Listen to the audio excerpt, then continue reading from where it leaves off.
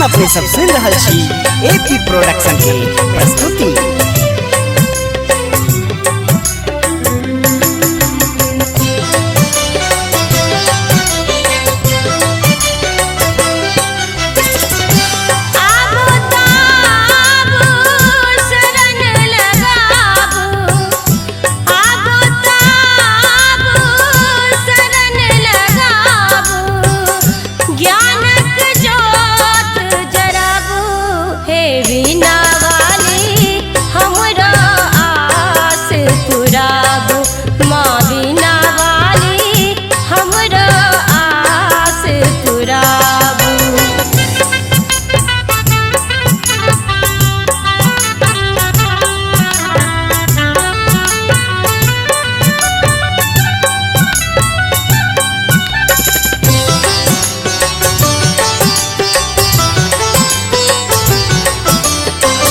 हंस पर सवार मैया गाँव चल आबू, बेटी बेकल या माँ तरस देखाबू।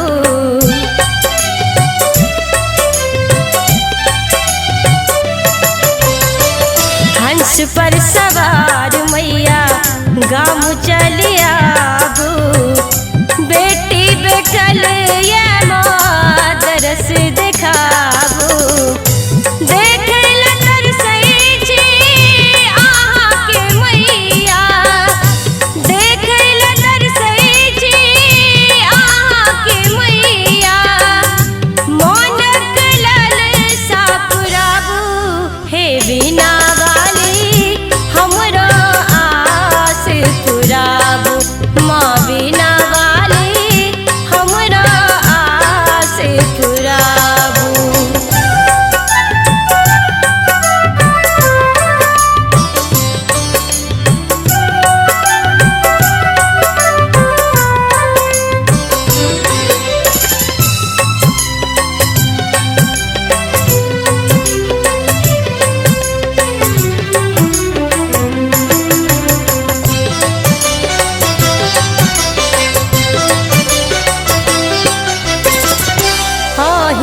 मैया रानी जग कल्याणी, आही छी माँ है ये शारदा भवानी।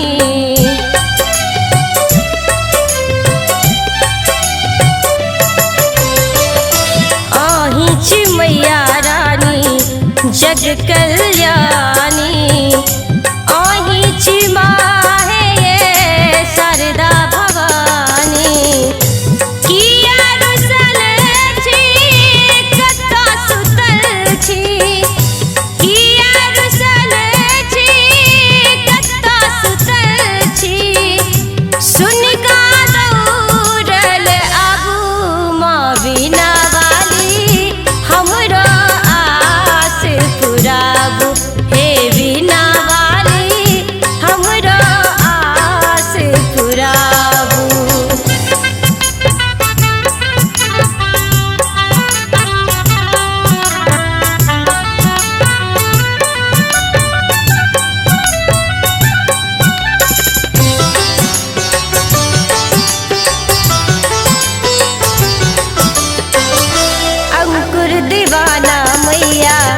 भजन लिखैया बेटी कंचन है माँ गाब सुमरैया।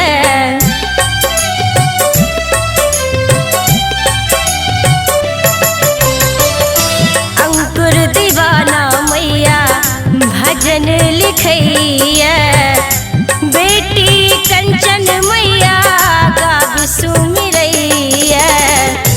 कोरा उठाबू हृदय सो लगा